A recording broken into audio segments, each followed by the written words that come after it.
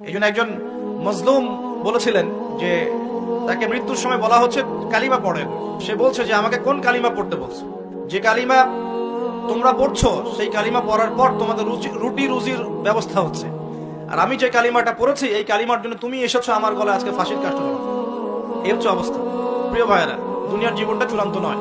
এখানে সফল হতে হলে একটা আয়াতেই যথেষ্ট আপনার জন্য। আজকে রাসূল যা দিয়েছেন নিয়ে নেন, যা দেন নাই ছেড়ে দেন, যা নিষেধ করেছেন ছেড়ে দেন, ব্যাস। আর কিছু করতে হবে না। ঘুমানো থেকে শুরু করেছি আপনার জন্য, আমি একটু গুছিয়ে দিব আপনাকে সারাদিন, তারপর শেষ করে দিব। এবার আপনি ডান পাশে কাত হচ্ছেন, হয়ে বলবেন আল্লাহুম্মা বিইসমিকা আমুতু ওয়া আহইয়া।